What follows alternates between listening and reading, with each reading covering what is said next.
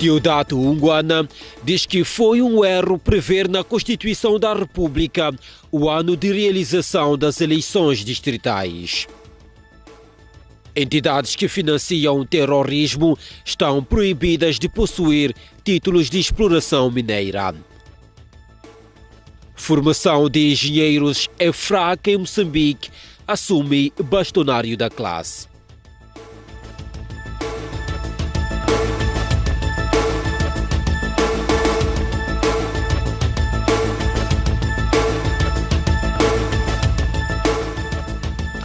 Boa noite. Deodato Unguana diz que foi um erro prever na Constituição da República o ano da realização das eleições distritais. O antigo juiz conselheiro do Conselho Constitucional assume que não há condições para que as eleições distritais avancem. Deodato Unguana falou em entrevista exclusiva à STV, abordando alguns dos temas da atualidade política. Pronunciou-se sobre a realização de eleições distritais agendadas para 2024. Para o jurista, o entendimento que houve entre o governo e a Renamo sobre este escrutínio não foi envolvente. Eu acho que realmente colocou-se a carroça à frente dos bois. Nós temos de discutir o distrito como tal, temos um conceito do que é o distrito, o que cabe no distrito, que processos é que devem ocorrer ao nível do distrito. Esse debate tem que ser um debate que nos envolva a todos, não apenas aqueles que acordaram naquela solução. Para corrigir o erro, Unguana defende um debate público, sincero e com o envolvimento de todos os segmentos da sociedade. Na minha maneira de ver, minha opinião pessoal, não deveríamos estar a discutir tanto se vai haver eleições ou não. Talvez o quando devesse ser objeto da negociação entre aqueles que acordaram. O quando, porque não há dúvida nenhuma que nós não estamos preparados. Eu não tenho dúvida.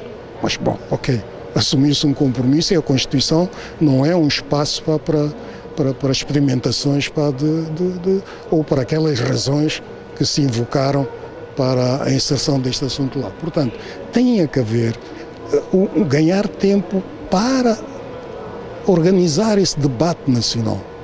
Mas um debate verdadeiramente nacional, não um debate dirigido por A, B, C ou não, mas um debate, um espaço em que todos nós pudéssemos dar a contribuição, para além dos partidos políticos, a sociedade civil, a academia, nós cidadãos.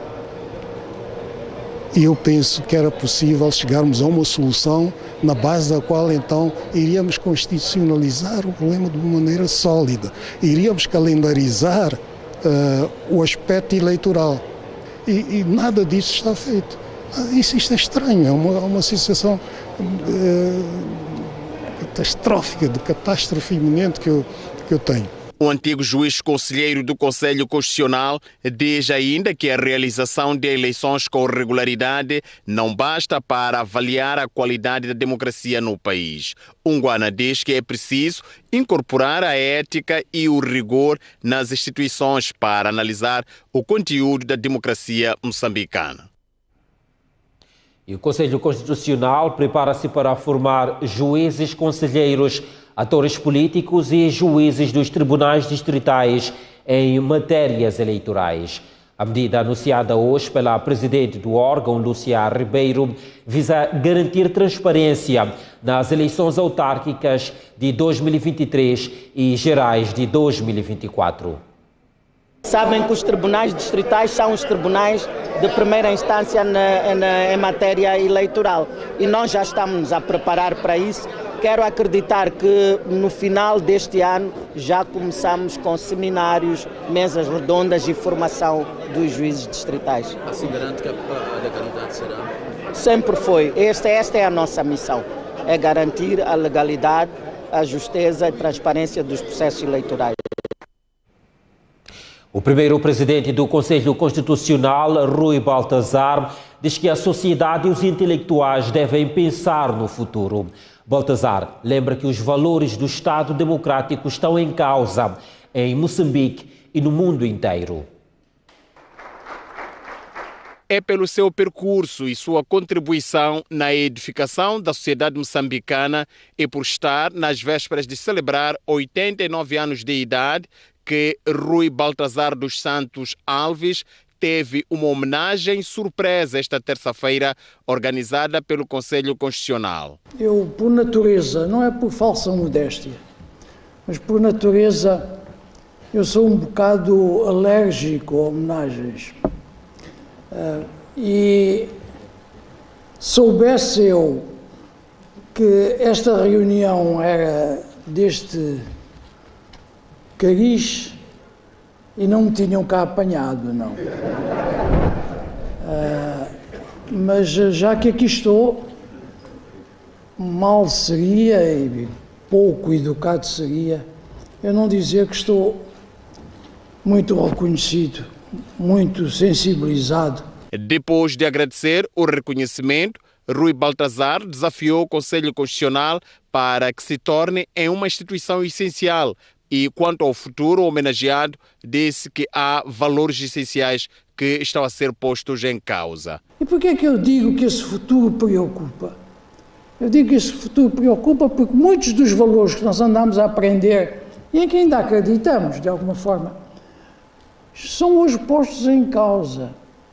Essa coisa do Estado de Direito, esse conceito fundamental em que se fundam as sociedades, hoje é posto em causa na ordem internacional a todos os momentos.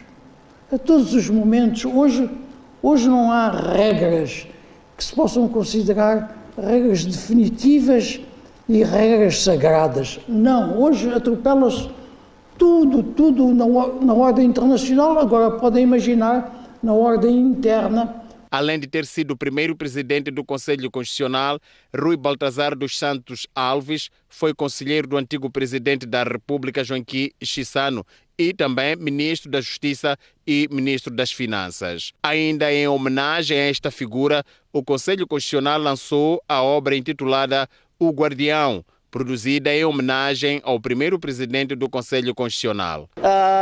É uma homenagem que nós sentimos que vale a pena por tudo aquilo que o Dr. Rui Baltazar nos ensinou e, aliás, foram testemunhas. Hoje ele deu-nos uma grande lição falando daquilo que é o papel do Conselho Constitucional ou os desafios que o Conselho Constitucional tem, não só em Moçambique, mas no mundo, que as jurisdições constitucionais enfrentam relativamente àquilo que é o Estado de Direito. Qualquer um tem a sua história e o Dr. Rui Baltazar faz por mérito próprio a história do Conselho Constitucional. Foi ele que fundou e com a sua forte personalidade, com o seu grande conhecimento de matérias de direito, a sua postura na sociedade, o seu valor como homem e como jurista, marcou indelevelmente o Conselho Constitucional. Esta obra tem 1007 páginas, conta com o editorial do antigo presidente da República, Joaquim Chissano, e textos de vários intelectuais moçambicanos, em ramos diversos, com destaque para o de direito. O presidente da República pediu hoje à população de Cabo Delgado para que perdoe as pessoas que foram recrutadas pelos terroristas, mas que estão a regressar às comunidades. Num comício feito a partir da cidade de Pemba, Filipe Nunes reiterou o apelo à população para que esteja vigilante contra o recrutamento de jovens para as fileiras do terrorismo. Eu vim mais para pedir à população de Cabo Delgado. Aquela gente, os terroristas, recolhem os nossos irmãos, os nossos pais, os nossos tios, nossas irmãs para lá. Uns vão conscientemente, outros não. Mas a nós não nos interessa. Aquele que foi conscientemente, que se voluntariou e sente-se que está arrependido, esse pode votar. Aquele que foi levar compulsivamente, como crianças, mulheres, para servir de escudo, também devem votar. Quando voltarem, estimados compatriotas, são nossos irmãos, formatados pelos terroristas. Chonde, vamos receber com duas mãos. Nós somos um povo tolerante e não manipulável. Há os que não gostam de boas coisas. Quando fazemos boas coisas, ficam doentes. Há onde começar a falar disso também. Por que deixar aquele matou? Essa guerra de terrorismo, eu contei ali, é coisa estranha. A outra que nós tivemos era entre nós por causa de ideias. Que mais tarde descobrimos que por causa de ideia diferente não se matam pessoas. Sentamos, conversamos e paramos. Vocês venham para aqui. Venham para aqui, não tenham medo. Eu já pedi onde. Aqui, é melhor aqui. É melhor aqui então, porque aqui o espaço é pequeno.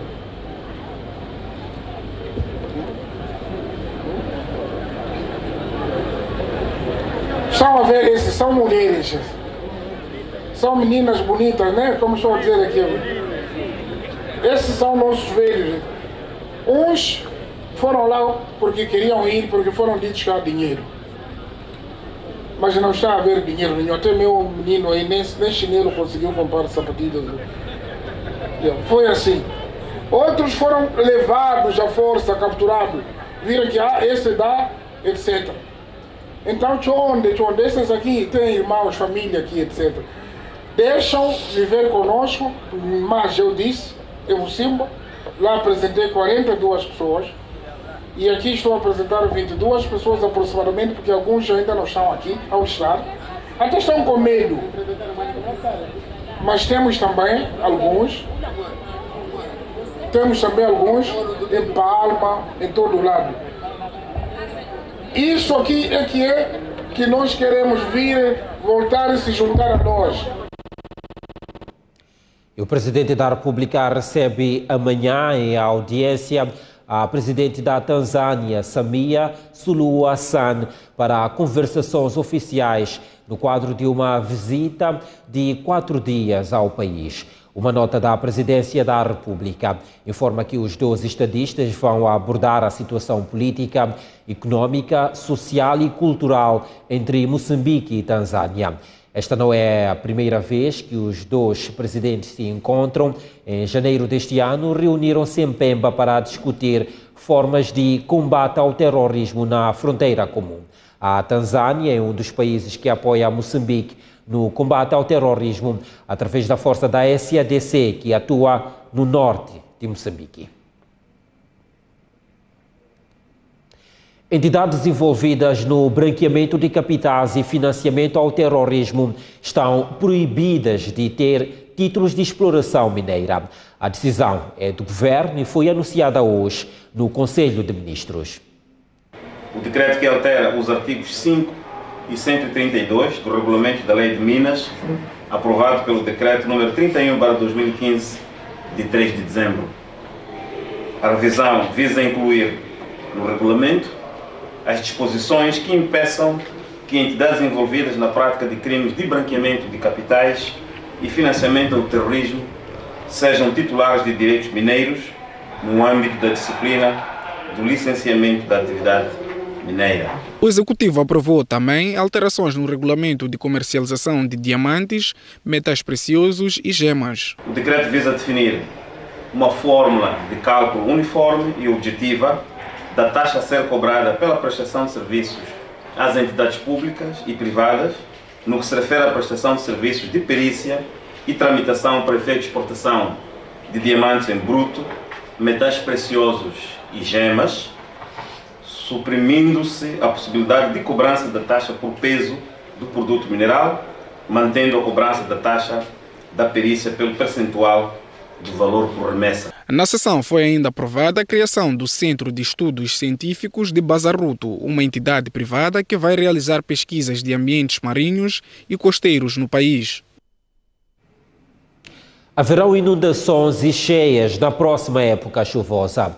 O Governo assegura que está a trabalhar para evitar constrangimentos em consequência dos eventos climáticos.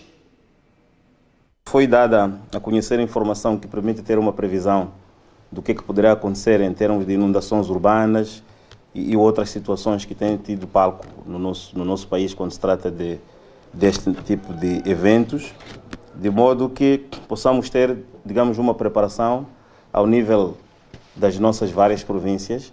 Como deve saber, temos tido situações de populações que vivem em zonas propensas à ocorrência de cheias e inundações e que, não raras vezes, após que tenham sido retiradas, retornam a essas mesmas zonas. Portanto, a informação que foi prestada permite que instituições especificamente tomadas possam preparar-se no sentido de forma preventiva, primeiro preparar os locais para onde as pessoas poderão ser, digamos, deslocadas, para efeitos de se evitar que, quando for da ocorrência de chuvas e inundações, tenhamos os resultados tristes que nós temos estado a assistir. Portanto, há a previsão de que tenhamos níveis de pluviosidade altos, há a previsão de que tenhamos cheias e inundações, e é para mitigar os efeitos dessas situações que esta informação foi prestada.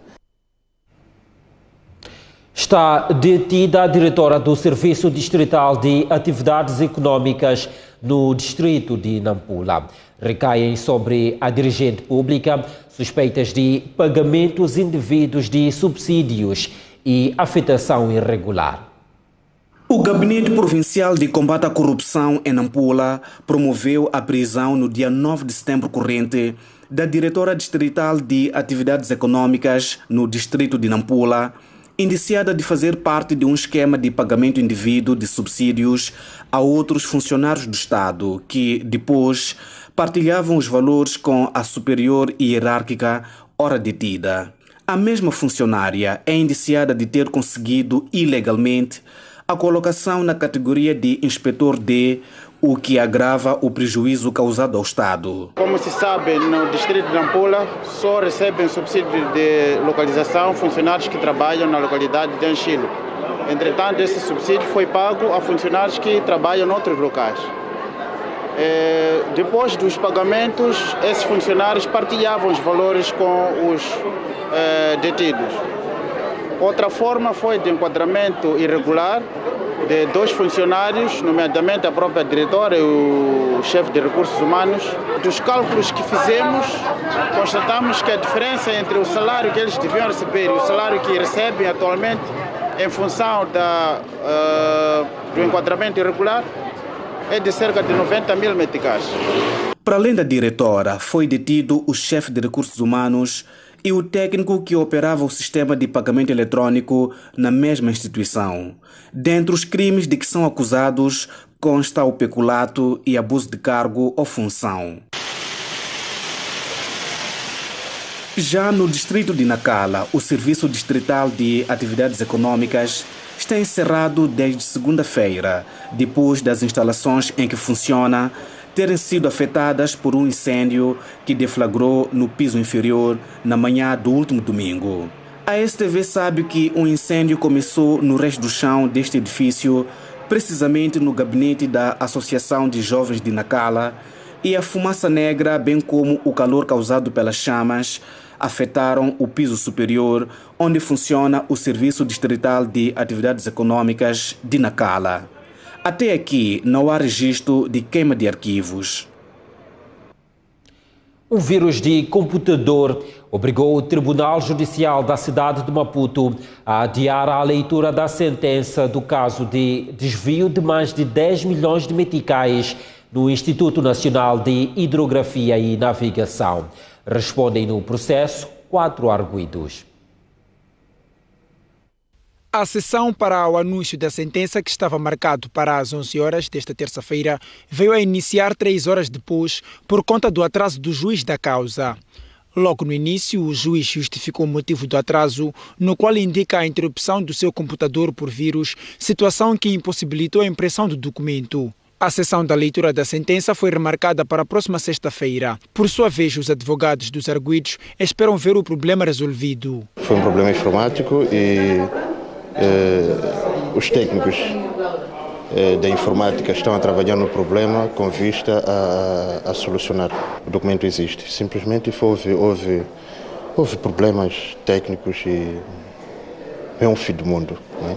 Claramente vai se resolver e até sexta-feira teremos a sentença.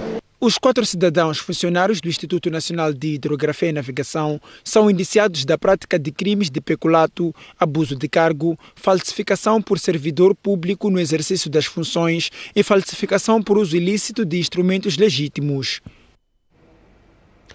As gasolineiras dizem que não há condições para a redução do preço de combustíveis este ano. A AMEPetrol diz mesmo que o mais razoável seria que o combustível subisse. Em 10 segundos, o Ministro da Economia e Finanças e antigo Ministro dos Recursos Minerais e Energia, Max Tonella, deu uma boa nova. Projetamos que, pelo menos em outubro e eventualmente em novembro, possamos ter a redução dos preços dos combustíveis líquidos em Moçambique. Entretanto, as gasolineiras decidiram travar toda a euforia que se possa ter criado. Aliás, revelaram à STV que até aqui as suas contas estão no vermelho. Isso porque vendem os combustíveis abaixo do aceitável. Neste momento, para o diesel, assim como a gasolina, estamos a falar acima de 100 meticais, aquilo que é o preço real. Mas o governo tem continuado a fazer aquele exercício das compensações. Mas, bom, o ministro Tonella não disse apenas que os combustíveis iriam ficar mais baratos, como também explicou o que o fazia pensar e dizer isso. A situação nos preços internacionais dos produtos dos combustíveis líquidos estabilizou e está com uma tendência decrescente.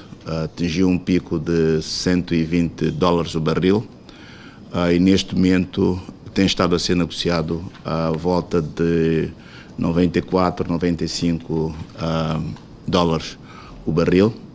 As gasolineiras não ignoram o fato. Pode haver uma queda de preço na fonte, mas é preciso explicar que essa queda não é uma queda que pode se manifestar automaticamente no preço de venda ao público aqui no país.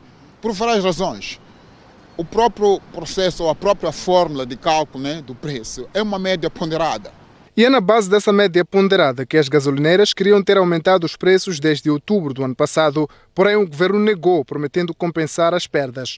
Tal não aconteceu e acumularam-se dívidas que a estas alturas... Já perdemos a contagem face ao tempo, mas o valor é bastante enorme.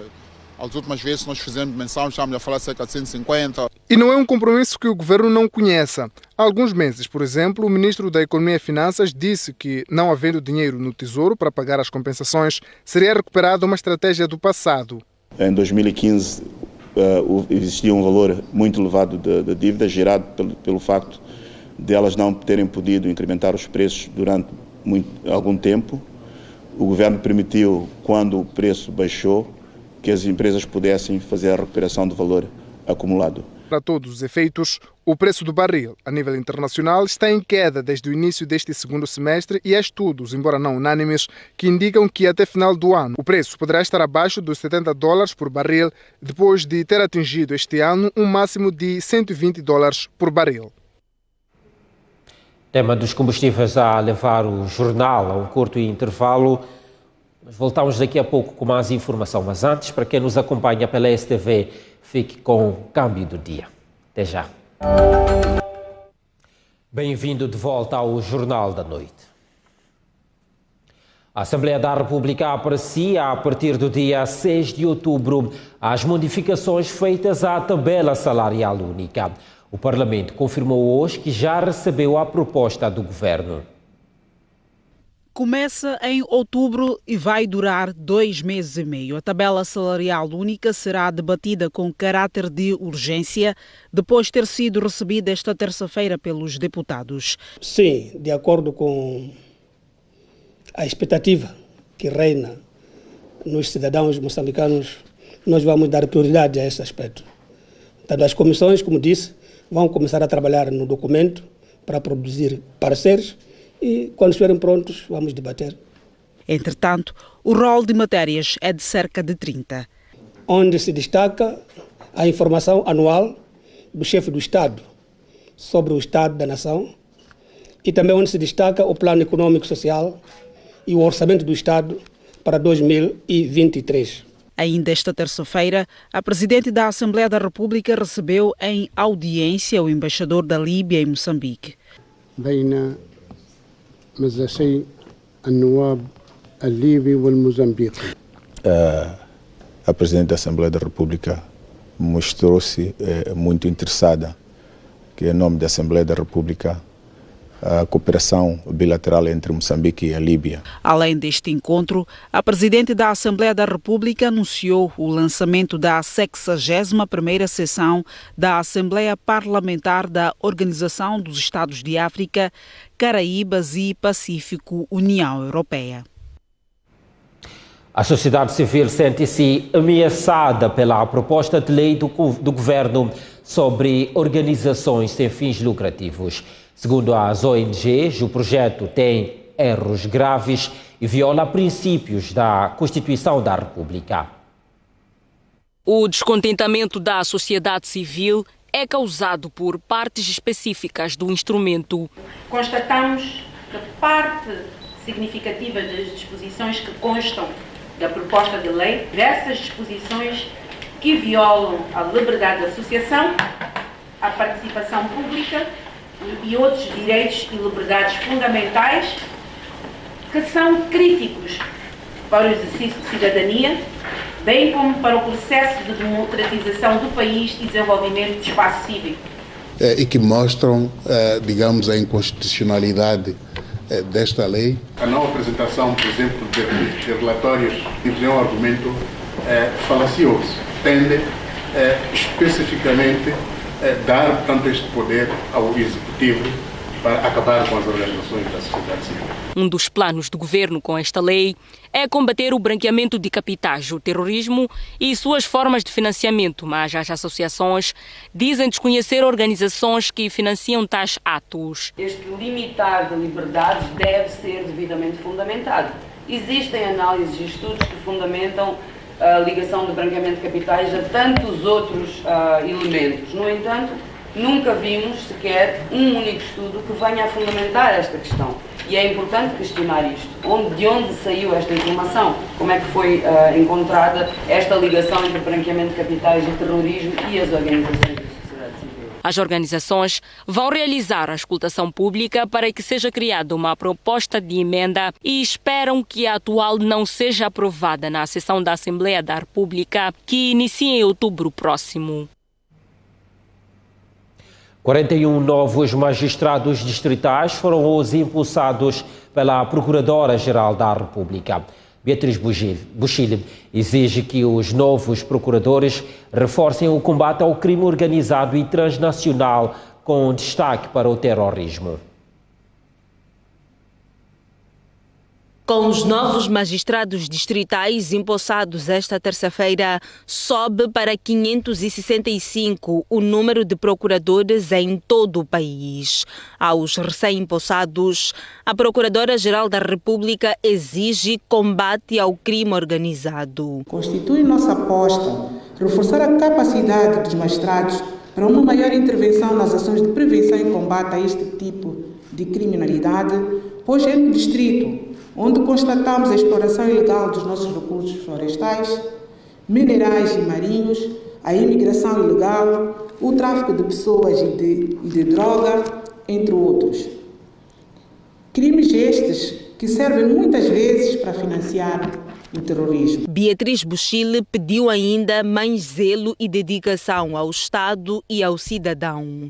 O juramento que aqui prestaram, no sentido de servir ao Estado, deve materializar-se na prática mediante a vossa aproximação ao cidadão. Já os novos magistrados assumem o compromisso de tudo fazer para acelerar o combate ao terrorismo e à corrupção no país. Todas as situações estão, digamos, na nossa prioridade para podermos dar o máximo das nossas capacidades, no limite das nossas energias, para podermos contribuir não só com relação ao crime organizado, mas com relação à corrupção e a todos os males. O terrorismo é um grande desafio e vamos tentar fazer o máximo para combater isso e evitar que se propague pelo país inteiro. Ainda hoje, a Procuradora-Geral da República empossou um inspetor, um procurador provincial-chefe, uma escrivã e secretários judiciais. A formação de engenheiros em Moçambique é fraca. A constatação é do bastonário da Ordem dos Engenheiros, para quem a falta de laboratórios é uma das causas. Na plateia estavam estudantes da Faculdade de Engenharia e Ciências Tecnológicas da Universidade de Rovuma, em Nampula, mas o discurso do bastonário da Ordem dos Engenheiros de Moçambique teve um alcance para além das 4 paredes deste auditório. Nós temos neste momento 27 escolas de engenharia em Moçambique, mas a nossa capacidade de ensino ainda é fraca. Nós temos que aumentar essa capacidade de ensino.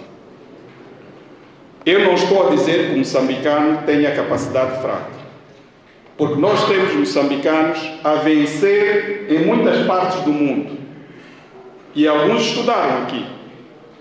Então temos que aproveitar esses louros que nós conseguimos e melhorar as nossas escolas de engenharia. A aposta na construção e apetrechamento de laboratórios é uma das componentes importantes para melhorar o ensino nesta área, um desafio que a própria Universidade de Rovuma ainda enfrenta. Atualmente, apesar de termos essas dificuldades de laboratórios e algumas infraestruturas, temos colmatado isso através da parceria que temos com as instituições públicas do Estado, também ligadas à engenharia.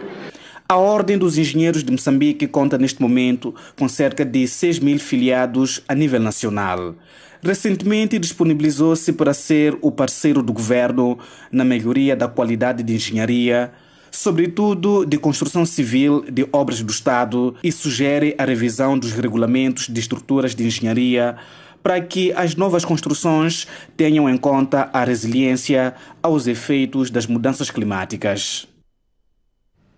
Produtores de arroz de Sofala e Zambésia acabam de receber 30 tratores e 12 máquinas de colheita. A iniciativa é da agência do Zambés e resulta de um investimento de 160 milhões de meticais para dinamizar a mecanização agrária. Ao nível do Vale do Zambés estão disponíveis 200 mil hectares de arroz com uma produção média anual de 300 mil toneladas. Com os equipamentos alocados que vão beneficiar a 20 mil produtores, espera-se incremento de produção de arroz de mais de 10 mil toneladas, com um rendimento de 3 toneladas por hectare. E assim podermos incrementar aquilo que é a nossa produção e produtividade, uma vez que já foram aqui criadas aumento da capacidade de meios e equipamentos que possam garantir aumento de trabalhos do solo com mais eficiência e eficácia.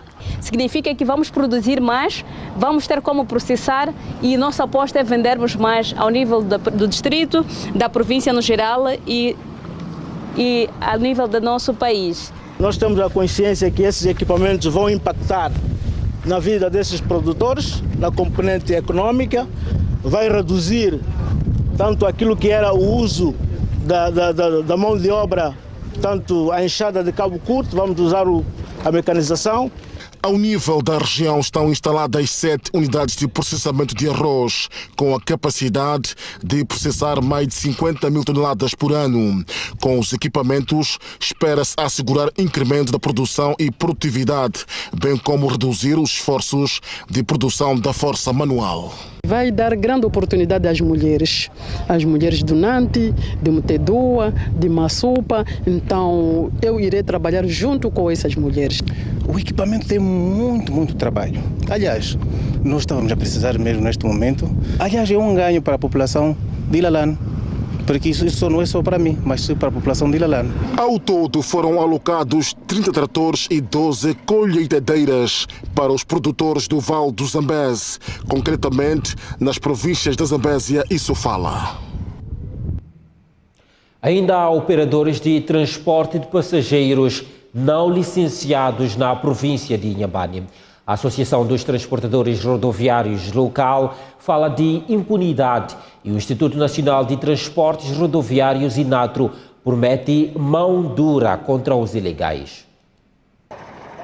Um problema que não é novo, mas a Associação dos Transportadores Rodoviários de Inhambane diz que está longe do fim. Se porventura aparecer um agente que queira fazer valer a sua condição de agente regulador do trânsito, tomando medidas sérias, é logo interpelado ou é logo, ligado pelos superiores lá para deixar o homenzinho ir embora. Em apenas 2 horas de plantão num posto da polícia, não foi difícil encontrar transportadores ilegais, alguns até que vêm de fora da província. Aproximas para lá, cópias reconhecidas, para poderes andar legal. Está a perceber? Enquanto não fizer isso, não te faça via com passageiro nem com carga, para eu poder acreditar e confiar em si. E mananga que ela com a fumelo com aquela licença, mas ter a Direção Provincial dos Transportes e Comunicações, há aquela mais licença para me mova, já com tecavano, nem trela, já com aquela vive cauê. Então, logo ainda uma licença, a mova tem que o veca. A Maputo. Maputo.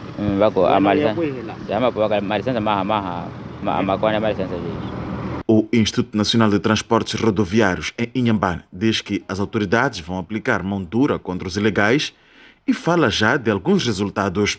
Tivemos 14 cartas apreendidas, 12 livretes também apreendidas por diversas irregularidades e tivemos 10 multas impostas por diversas irregularidades ao Código de Estrada e ao Regulamento de Transporte Automóvel no terreno.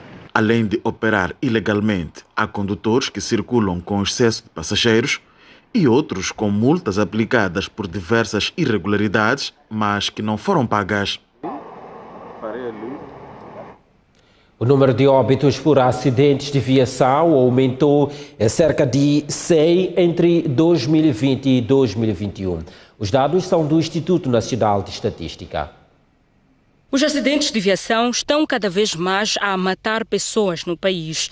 De 2020 para 2021, o número de óbitos de vítimas de sinistros passou de 1.004 para 1.101, o que representa um aumento de 9,7%, ou melhor, mais 97 mortes em um ano. No ano 2021, foram registradas 2.987 vítimas de acidente de viação, sendo que destes, 762 resultaram em feridos graves e 1.124 feridos ligeiros. Em junho deste ano, uma comissão de inquérito criada pelo Ministério dos Transportes e Comunicações investigou os acidentes nos autocarros de transporte de passageiros, que concluiu que os mesmos são causados por atrasos no envio para a manutenção, ignorância das pequenas avarias e até a revisão em locais impróprios, mas não apontou medidas concretas para a resolução do problema. É termos sempre informação em tempo real quais são os carros que estão a faltar às revisões para poderem ser notificados para isso. Vamos organizar de novo cursos de formação de extinção de incêndios para atualizar a todos, tanto o cobrador assim como o condutor, todos devem saber o estado do incêndio, o extintor de incêndio, e que os extintores, apesar de haver furtos, não devem ficar gradeados. Meses passaram e a realidade demonstra que o problema não foi resolvido. Sobre o assunto, a STV contactou a Agência Metropolitana de Transportes da região do Grande Maputo, que prometeu explicações nos próximos dias. Estatísticas sobre acidentes de viação a levarem o jornal a mais um intervalo, mas antes saiba como o tempo se vai comportar nas próximas 24 horas. Começamos pela região sul do país, vai ser caracterizada por céu nublado a muito nublado, chuvas fracas a moderadas, acompanhadas por vezes de trovoadas. A cidade de Maputo vai ser a mais fresca do país, com o registro de uma máxima de 23 graus e mínima de 15. Inhambane vai ter a temperatura mais alta da região sul do país, com 28 graus de máxima e 23 de mínima. A região centro do país vai ser a mais quente, destaque para a cidade de Tete, que vai registrar uma máxima de 38 graus e mínima de 22. A mais fresca da região centro será a cidade da Beira, com 31 graus de máxima e 22 de mínima. O céu estará pouco nublado, haverá a possibilidade de neblinas ou nevoeiros matinais, principalmente ao longo dos vales e nas terras altas do interior. Já na região norte do país, As temperaturas vão rondar os 26 e os 32 graus. Destaque para Lixinga, com a previsão de uma máxima de 26 graus e a mínima mais baixa a nível nacional, 11 graus Celsius. O céu na região norte do país estará pouco nublado, localmente nublado, possibilidade de neblinas ou nevoeiros matinais locais. Até já. Bem-vindo de volta ao Jornal da Noite. O secretário-geral das Nações Unidas diz que o mundo está em perigo e paralisado, e com as divisões geopolíticas a minarem o trabalho do Conselho de Segurança e a confiança das pessoas nas instituições democráticas. Excellencies, honored guests, ladies and gentlemen. No seu discurso de abertura da 70ª sessão da Assembleia Geral da ONU, o secretário-geral das Nações Unidas apontou para a guerra em alguns países como um fator que inviabiliza o trabalho da organização. De acordo com António Guterres, as divisões entre os países colocam o mundo em perigo, pondo em causa o direito internacional, a confiança e a fé das pessoas nas instituições democráticas e as formas de cooperação internacional. Nossa responsabilidade coletiva. Falando depois de Guterres, o presidente brasileiro Jair Bolsonaro apontou para a necessidade de todos os países acelerarem um processo de transição energética. Bolsonaro disse que o Brasil tem a capacidade para ser um dos maiores exportadores de energia limpa. Hoje temos uma indústria de biocombustíveis moderna e sustentável. Indústria que contribui para a matriz energética mais limpa entre os países do G20. Cerca de 84% da nossa matriz elétrica atualmente é renovável. E esse é o objetivo que muitos países desenvolvidos esperam alcançar somente depois de 2040 ou 2050. Temos capacidade para ser um grande exportador mundial de energia limpa. Contamos com excedente já em construção, que pode chegar a mais de 100 gigawatts, entre biomassa, eólica, terrestre e solar, além da oportunidade ainda não explorada de eólicas marítimas de 700 gigawatts. De acordo com a imprensa internacional, espera-se que o Ocidente reafirme o seu apoio a Kiev na medida em que Moscou poderá aproveitar o evento para tentar minar a narrativa dos Estados Unidos e da Europa sobre a guerra na Ucrânia. Ainda na atualidade internacional, é notícia que acabou a pena de morte na Guiné Equatorial. O vice-presidente do país classifica a medida como uma resposta à necessidade de proteção dos direitos humanos. 11 crianças morreram e 15 estão desaparecidas após um bombardeamento e um ataque conduzido pelo exército birmanês na região de Myanmar, de acordo com informação avançada pelo Unicef. No desporto, Gilberto Mendes já assegura que a Arena de Vilanculo vai ser concluída a tempo de Moçambique acolher o Campeonato Africano de Voleibol de Praia. O secretário de Estado do Desporto considera normal o déficit de 20 milhões de meticais apresentado pela Federação Moçambicana de Futebol. Falta um mês para a realização do Campeonato Africano de Futebol de Praia, prova que vai ter lugar em Vilanculo, Inhambane. A Federação Moçambicana de Futebol corre contra o relógio. As obras da arena, que deveriam ter sido concluídas em agosto passado, ainda estão a decorrer. Até o momento, segundo a Federação, já foram aplicados aproximadamente 30 milhões de meticais para a construção da arena, valor que, no entanto, não é suficiente. A Federação Moçambicana de Futebol diz não ter dinheiro para flexibilizar as obras. Esse fato fez com que a inspeção da Confederação Africana de Futebol determinasse um prazo de 20 dias para a Federação Moçambicana da Modalidade concluir as obras. Está a faltar aproximadamente 20 milhões de meticais. Portanto, já se gastou 25 ou 26, então praticamente 55, estão a faltar 45% do valor que alocamos ao empreiteiro. E estamos a procurar mais parceiros para que possam juntar esta nobre causa, uma causa nacional, uma infraestrutura que vai ficar para as gerações vindouras. Curiosamente, esta é a segunda vez em que a Federação Moçambicana de Futebol lança um grito de socorro depois de, no mês passado, ter cancelado a participação da seleção sub-23 nas qualificações para o CAN, alegadamente por falta de dinheiro. Como na primeira situação, o governo foi chamado a intervir. E mais uma vez, Gilberto Mendes assume protagonismo e garante que o país vai organizar da melhor maneira possível o Africano de Futebol de Praia. A Federação Moçambicana de Futebol, seguindo o mesmo diapasão e a nova filosofia que todos nós estamos a querer adotar, vai também procurar fazer um campeonato africano com toda a pompa e circunstância, ao nível daquilo que é esperado, até porque o Campeonato Africano de Futebol de Praia teve mais tempo de preparação do que este, portanto, as condições que o futebol teve nem chegam a ser iguais àquelas que o boxe teve. Sobre as recorrentes reclamações da Federação Moçambicana de Futebol de falta de dinheiro para viabilizar as suas atividades, Mendes diz achar normal. E quando eles dizem que não têm dinheiro é porque de facto não têm.